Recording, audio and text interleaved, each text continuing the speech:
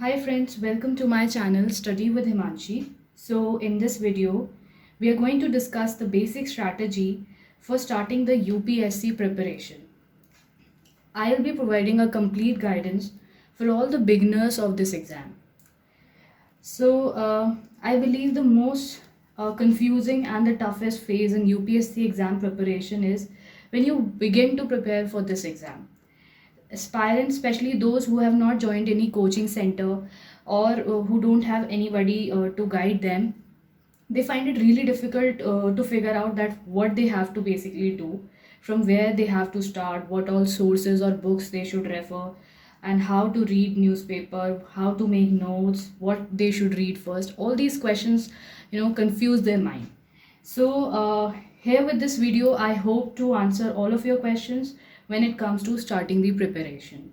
The strategy that I would be discussing here is based on what is suggested by most of the UPSC toppers or the experienced teachers. So let's begin. So UPSC preparation is generally done with the pre comes mains approach. What does it mean?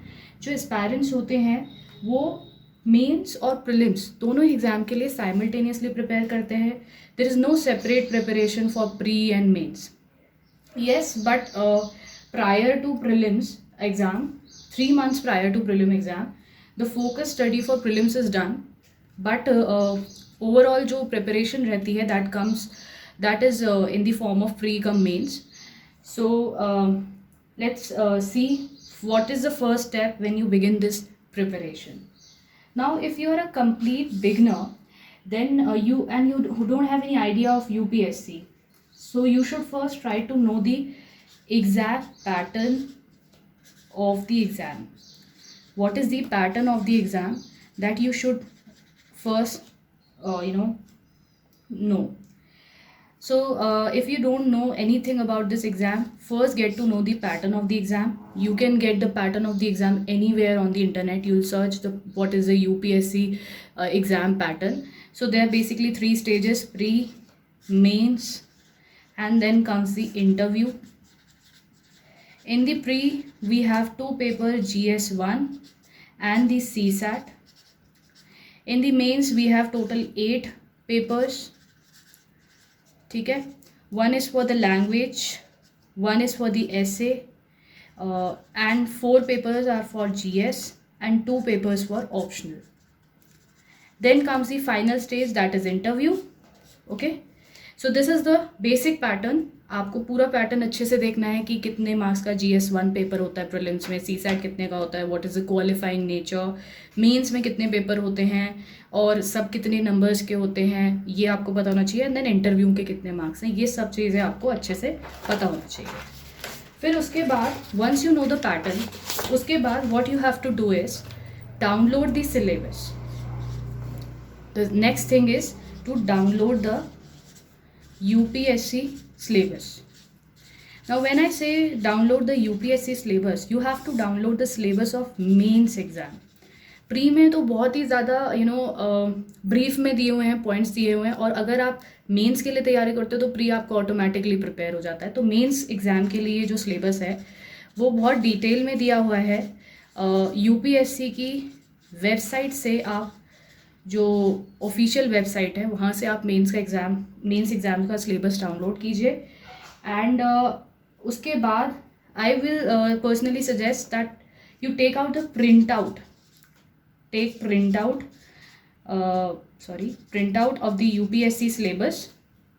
ठीक है. And keep it with yourself and try to learn each and every word that is given in the syllabus. I will personally suggest कि memorise the syllabus. Yes, I say memorize the syllabus because ये आपको help करेगा whenever you are reading the books. ये पता, आप जब भी कुछ पढ़ रहे होंगे तो आपको ये रियलाइज़ होगा कि yes, this is mentioned in the syllabus, so this is important. आप न्यूज़पेपर रीडिंग जब करेंगे तो आपको बहुत हेल्प मिलेगी अगर आपको पूरा सिलेबस याद है तो it is very important that आपको सिलेबस अच्छे से पता हो. Next step is second step is to see the previous year papers. For both pre and mains. Pre और मेंस के प्रीवियस ईयर पेपर्स देखो, लास्ट 10 ईयर्स के देख लो। इससे आपको ये आइडिया लगेगा कि what is the nature of questions, किस तरीके के क्वेश्चंस पूछे जाते हैं एग्ज़ाम में, और क्या मतलब आपको बेसिकली क्या चीज़ें एग्ज़ाम के लिए इम्पॉर्टेंट हैं, क्या नहीं है। जब आप आगे बहुत हेल्प करेगा अगर आपने प्रीवियस ईयर पेपर ध्यान से देखने हैं, सब कुछ सिलेबस एक हाथ में हो, प्रीवियस ईयर पेपर एक हाथ में हो, तो आपको फिर पता चलेगा कि क्या पार्ट सिलेबस का सबसे ज़्यादा इम्पॉर्टेंट है। तो previous year paper is a must. Third step जो होता है वो होता है NCERTs।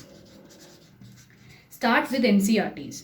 बहुत से बच्चे क्या गलती करते हैं, वो स्टैंडर्ड्स बुक से शुरू करते हैं, वो सीधा लक्ष्मीकांत उठाना शुरू करते हैं, पॉलिटी के लिए लक्ष्मीकांत पढ़ना शुरू कर देंगे, और रमेश सिंह जो है वो बेसिकली इकोनॉमिक्स के लिए स्टार्ट कर देंगे। बट ये बहुत गलत अप्रोच है। अगर आप साइंस के स्टूडेंट हैं तो आपका सोशल स्टडीज़ के सब्जेक्ट से एक लिंक टूट जाता है। आपने 10th तक वो पढ़े होते हैं, फिर आपको वो याद नहीं होते हैं। तो अगर आप डायरेक्टली स्टैंडर्ड बुक से शुरू करेंगे तो इससे क्या होगा, आपका जो बेस है वो वीक रह जाएगा। तो NCERTs काफ़ी इम्पॉर्टेंट हैं आपके बेस बिल्डिंग के लिए। बेस बिल्डिंग के लिए NCERTs बहुत इम्पॉर्टेंट है। सोशल स्टडीज़ की NCERT आपको ज़रूर पढ़नी है, अगर कोई और सब्जेक्ट भी नहीं तो सोशल स्टडीज़ तो जिसमें कि आपका पॉलिटी, ज्योग्राफी, हिस्ट्री, ये NCERT तो आपको बिल्कुल मिस नहीं करनी है। क्लास 6 से लेके क्लास 12 तक की NCERT सभी आपको पढ़नी है। और ये गलती बहुत से लोग करते हैं कि NCERT पढ़ते पढ़ते वो साथ में उसके नोट्स बनाना शुरू कर देते हैं। देखिए यहाँ पे NCERT से आई वुड सजेस्ट कि आप शुरू में नोट्स बिल्कुल ना बनाएं, बिकॉज जब आप शुरू में पढ़ते हैं तो आपको हर चीज़ इंपॉर्टेंट लगती है और हर चीज़ के नोट्स बना के आप अपनी एक बुक तैयार कर लेते हैं। तो बिगिनिंग में जब आप एक बिगिनर हैं तो नोट्स अवॉइड करें बनाना। और नोट्स तभी बनाएं जब आप स्टैंडर्ड बुक्स का भी 2 बार रीडिंग कर चुके हो। ठीक है, वो मैं अभी आपको आगे बताऊंगी।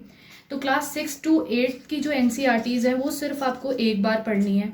अगर ज़्यादा टाइम है तो 2 बार पढ़ लो, 2 टाइम्स। क्लास 9 to 12 की जो NCERTs हैं उन पे आपको ज़्यादा फोकस रखना है।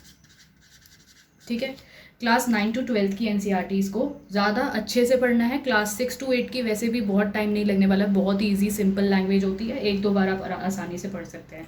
तो इससे क्या होगा, आपका एक बेस तैयार हो जाएगा, आपको एक बैकग्राउंड रहेगा चीज़ों का, ताकि आप जब स्टैंडर्ड बुक्स पे जाओगे तो आपको बैकग्राउंड चीज़ों का पता हो, थोड़ा बेस आपका स्ट्रॉन्ग हो, तो स्टैंडर्ड बुक्स आप ईजिली समझ पाएंगे।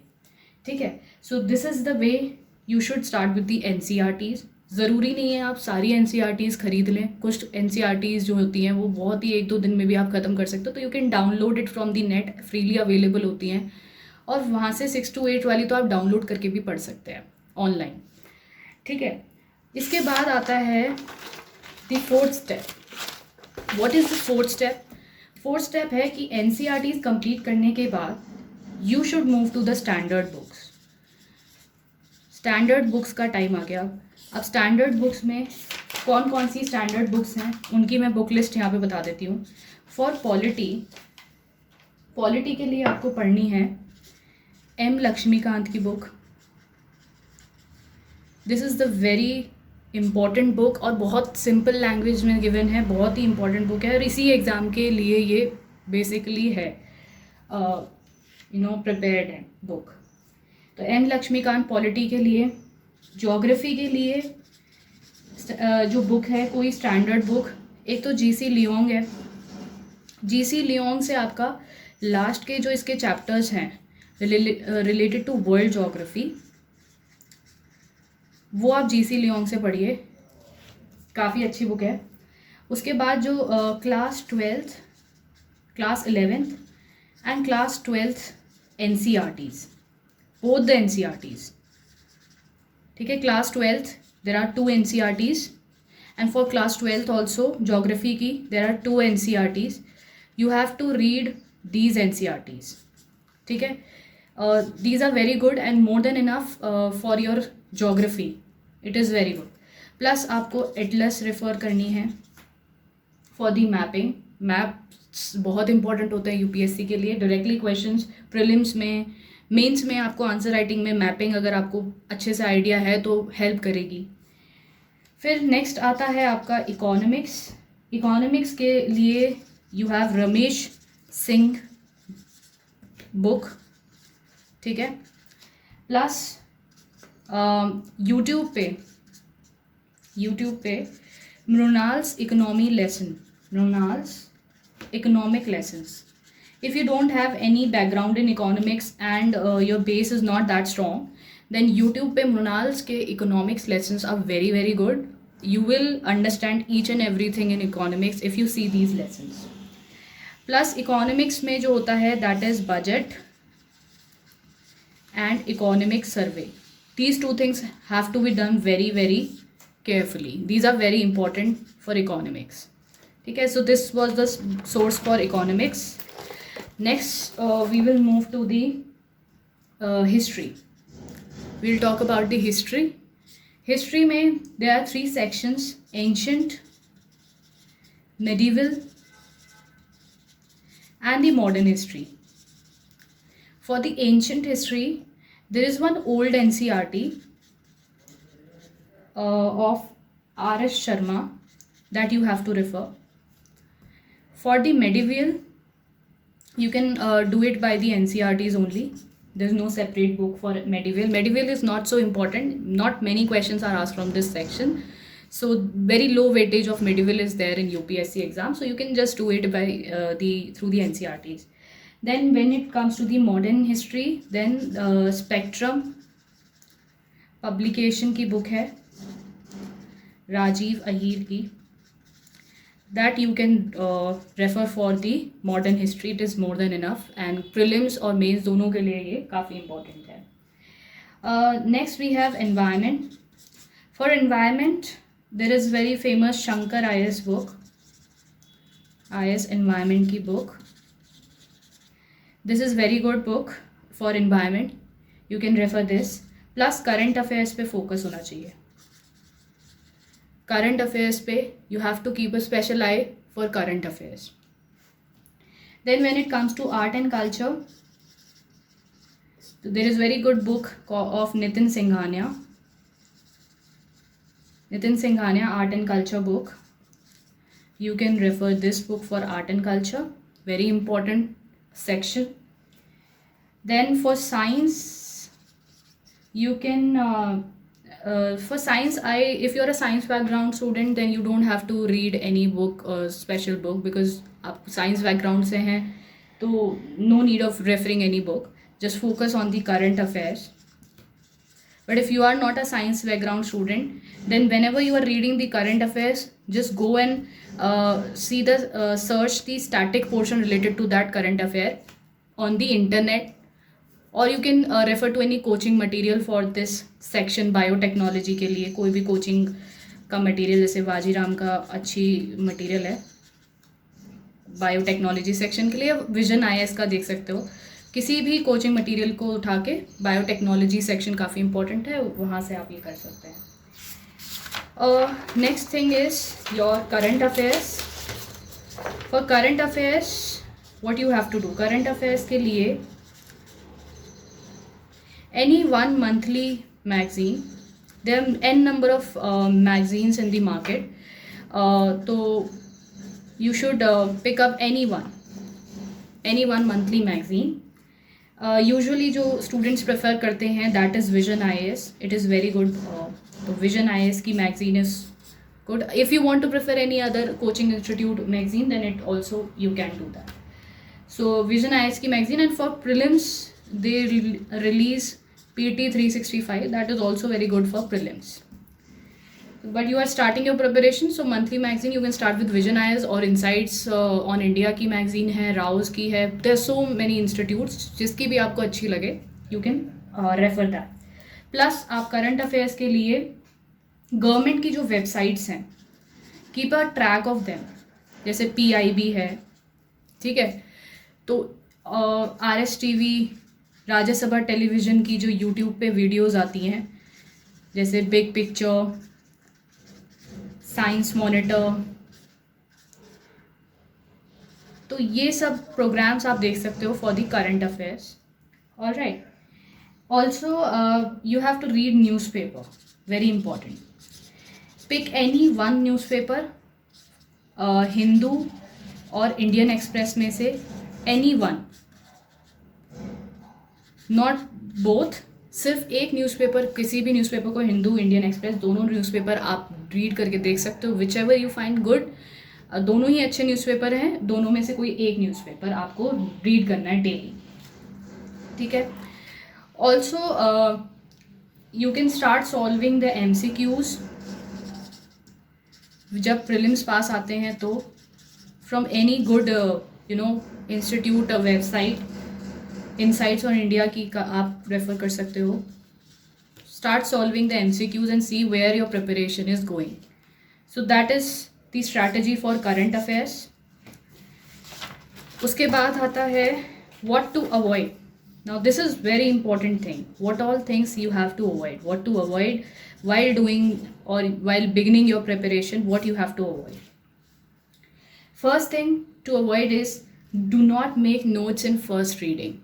Now what beginners do is when they read the book, they may start making notes along with it, ठीक है। So what happens is they end up making very बल्कि notes.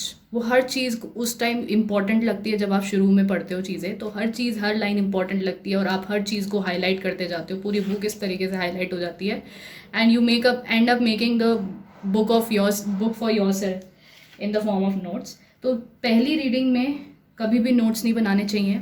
Notes हमेशा बनाने चाहिए जब आपने वो चीज़ 2 या 3 बार पढ़ ली हो, उसके बाद only you have to start making the notes. Second जो चीज़ है, जब आप फर्स्ट रीडिंग कर रहे हैं तो नेवर यूज़ अ हाईलाइटर। इससे क्या होता है, आपकी पूरी बुक हाईलाइट होगी, क्योंकि आपको फर्स्ट रीडिंग में everything you find very important. तो फर्स्ट रीडिंग में keep a pencil with you, mark the things with the pencils. तो वो उससे क्या होगा कि आपके जब आप नेक्स्ट रीडिंग करोगे तो आप कुछ चीज़ें इरेज कर सकते हो जो नेक्स्ट रीडिंग में आपको लेस इंपॉर्टेंट लग रही हैं। तो इससे आपकी पूरी बुक हाईलाइट नहीं होगी और आपको आगे जब आप रिविजन करना होगा directly from the book, so it become easier. Third thing is you should not study for 11 to 12 hours in the beginning itself. अगर आप 11 से 12 आवर्स शुरू में ही पढ़ना शुरू करोगे तो आप बहुत जल्दी थक जाओगे, बहुत ज़्यादा आप एंड तक जाते जाते आपकी एनर्जी ड्रेन आउट हो जाएगी। सो मैं सजेस्ट करूँगी कि शुरू में धीरे धीरे आप अपना टाइम पीरियड बढ़ाइए, और नंबर ऑफ आवर्स से ये मैटर नहीं करता। Number of hours is not equal to you will clear और नॉट क्लियर। बहुत सारे लोग ये पूछते हैं कि आप कितना घंटे पढ़ते हो, इससे कुछ मैटर नहीं होता। बहुत से लोगों का ना प्रोडक्टिविटी डिफरेंट होती है। कुछ लोग 1 घंटे में काफ़ी सारा पढ़ लेते हैं, कुछ लोग 2 घंटे में काफ़ी कम पोर्शन पढ़ पाते हैं। हर एक की स्पीड अलग अलग है। तो नंबर ऑफ आवर्स से कभी भी ये डिसाइड नहीं होगा कि आप ये एग्ज़ाम क्लियर करोगे या नहीं। डिसाइड ये होगा कि आप कितना स्मार्ट वर्क कर रहे हो और कितने 4 घंटे में कितना पढ़ पा रहे हो अच्छे से विद कंसंट्रेशन। तो that is what is important. Number of hours important नहीं है। और शुरू में तो स्पेसिफिकली आपको 11-12 घंटा पढ़ना इज़ नॉट गुड। आपको थोड़ा थोड़ा इम्प्रूव करना चाहिए। जैसे जैसे एग्ज़ाम पास आता जाता है प्रेशर अपने आप बिल्डअप होता जाएगा, आपके आवर्स इंक्रीज होते जाएंगे। But it is very much important to take care of your health, eat healthy food, do exercises, and just don't keep studying. Take any other activity also जो आप अपने फ्री टाइम में करें, to keep yourself healthy. तो शुरू में कभी भी 11-12 घंटे से शुरुआत नहीं करनी चाहिए। 5-6 घंटे, 4-5 घंटे is enough. Also don't buy multiple books, no multiple books. शुरू में बिगनर्स क्या करते हैं कि वो एक सब्जेक्ट के लिए 3-3, 4-4 बुक, ये इसने अच्छी बता दी, ये इसने अच्छी बता दी, ये इसने अच्छी बता दी, वो खरीद के बैठ जाते हैं। फिर वो बुक्स कभी खुलती भी नहीं है। सो आई वुड सजेस्ट कि do not bye multiple books. बहुत ज़्यादा सोच समझ के ही आप कोई बुक खरीदने का डिसीजन लें। That is what I suggest, ठीक है। Also not revising the things, that is also a very bad thing. आप पढ़ रहे हैं चीज़ों को बट रिवाइज नहीं कर रहे हैं। तो regularly revising is very much important, and reading the same topic from different sources. Reading same topics from different sources, this is also the thing that I would suggest कि you should avoid. एक topic कोशिश करें कि एक ही जगह से पढ़ें, multiple times पढ़ें, ना कि आप सेम टॉपिक डिफरेंट जगह से पढ़ रहे हैं और फिर आप उसको रिवाइज नहीं कर रहे हैं, तो you are forgetting everything at the end of the day. So these are the things that you should avoid. And third thing is not being sincere. UPSC की प्रिपरेशन बहुत टफ है अगर आप सिंसियर नहीं हैं तो. You have to be sincere with your preparation since the beginning. बहुत ही डिसिप्लिन्ड लाइफ होनी चाहिए फॉर यूपीएससी प्रिपरेशन. ऐसा नहीं है एक दिन 8-9 घंटे पढ़े, उससे 2-3 दिन, उसके अगले 2-3 दिन आप बिल्कुल नहीं पढ़े, फिर पढ़े. तो आपको एक कंटिन्यूस प्रिपरेशन रखनी चाहिए. हाँ, मंथ में आप 1 या 2 दिन का ब्रेक ले सकते हैं whenever you don't feel like starting, but discipline should be there. एक कंटिन्यूस डेडिकेटेड प्रिपरेशन होनी चाहिए in order to keep yourself motivated. Now next what I will suggest is the main mantra to clear this exam, as the all toppers say, is minimum resources and maximum revision. Resources आपके minimum होने चाहिए और revision maximum होना चाहिए, तो आप exam clear कर सकते हैं. अगर आपने मल्टीपल रिसोर्सेज आप रेफ़र कर रहे हो और रिविजन बिल्कुल नहीं हो रहा है, तो you will not be able to clear this exam. Then when it comes to the note making, बहुत ज़्यादा कन्फ्यूजन रहता है नोट मेकिंग से रिलेटेड. तो नोट मेकिंग के लिए yes, it is important to make notes, because जो आपका यूपीएससी का सिलेबस है वो बहुत वास्ट है. आप शॉर्ट नोट्स बना सकते हैं चीज़ों के लिए इन द फॉर्म ऑफ और टेक्निक्स का यूज़ करके. और note making can be done either online और ऑफलाइन. जो भी मेथड आपको पर्सनली सूट करता है, इन दोनों में से कोई सा भी मेथड आप यूज़ कर सकते हैं, ठीक है. और शॉर्ट नोट्स बनाने का ट्राई करें और उसमें थोड़ा क्रिएटिव होएं, जैसे फ्लो चार्ट्स इंक्लूड करें, डायग्राम्स, टाइम टेबल्स. तो इनसे नोट्स थोड़े इफेक्टिव बनते हैं. और specially make notes for those text जो आपको बुक से पढ़ने में बहुत ज़्यादा मोनोटनस या डिफ़िकल्ट लगता है, तो उसके लिए थोड़ा सिंप्लीफाई करने के लिए टेक्स्ट को आप अपनी लैंग्वेज में थोड़ा कन्वर्ट करके नोट्स बना सकते हैं, ठीक है. इम्पॉर्टेंट टॉपिक्स के लिए नोट्स बनाएं. और कभी भी, जैसे मैंने आपको पहले ही बताया, कि नोट्स फर्स्ट रीडिंग में ना बनाएं. After 2 readings at least, after 2 readings of book make notes. इससे आप क्या होगा कि आप बिल्कुल जो इम्पॉर्टेंट चीज़ें हैं वही अपने नोट्स में इंक्लूड करेंगे. एक्स्ट्रा इन्फॉर्मेशन आपकी एलिमिनेट हो जाएगी जब आप 2 रीडिंग के बाद नोट्स बनाते हैं. लिमिटेड नोट्स बनाने चाहिए बिगिनिंग में. बिगिनिंग में they should be no notes from newspaper, I would suggest. क्योंकि बिगिनिंग में न्यूज़पेपर लोगों को पढ़ना नहीं आता है, वो बहुत सारी चीज़ें पढ़ते हैं और फिर बहुत सारे नोट्स बना डालते हैं और फिर वो कभी यूज़ में नहीं आते. तो बिगिनिंग में no notes for newspaper. Yes, अगर धीरे धीरे बाद में जब आपका प्रिपरेशन को 5-6 महीने हो जाएं, उसके बाद अगर आपको लगता है कि आपको थोड़ा सिलेबस समझ आ गया है, न्यूज़पेपर पढ़ना आ गया है, उसके बाद आप सिलेबस से अगर कोई डायरेक्टली कोई एडिटोरियल सिलेबस के टॉपिक पे है, तो उससे बहुत ही 3-4 लाइन के शॉर्ट नोट्स बनाएं एंड दैट्स इट. न्यूज़पेपर से notes banana is not important, because आप मंथली मैगजीन भी रेफर कर रहे हैं और वो सभी चीज़ ये आपके लिए ऑटोमेटिकली कर ही रहे हैं, ठीक है. तो there is no need for making notes from newspaper as such when you are a beginner specially. Now what all things you should do, what to do. सबसे पहले तो planning is very important. Plan करके चलें, make time tables. इससे क्या होगा, आपकी जो प्रिपरेशन होगी वो डिसिप्लिन्ड होगी और आप सिंसियरिटी इंक्रीज होगी, ठीक है. तो planning is very important. Make plans, weekly plan, monthly plan और ईयरली प्लान्स, जैसे भी आपको सूट करता है. और try to achieve, make targets, daily targets बनाओ. Try to achieve it. तो इससे ऑटोमेटिकली क्या होगा, आप डिसिप्लिन्ड होंगे और सिंसियरिटी बढ़ेगी.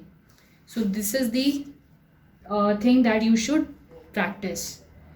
So after finishing all these standard books and I've discussed the note making, what to do, what not to do, start doing the answer writing practice जब आपका पूरा standard books complete हो जाती हैं तो. Because at the end of the day आपको answers ही आपको एग्ज़ाम क्लियर कराने वाले हैं. Answers writing is very important, it is also an art. तो once you complete all your syllabus to start writing the answers. बहुत सारी sites हैं जहाँ पे डेली क्वेश्चंस वो डालते हैं. Insights on India, IAS Baba, Rau और all of there are many sites like this. तो वहाँ पे आप आंसर राइटिंग प्रैक्टिस शुरू कर सकते हैं. एंड जो प्रिलिम स्पेसिफिक स्ट्रेटेजी है वो नेक्स्ट वीडियो में मैं डिस्कस करूँगी.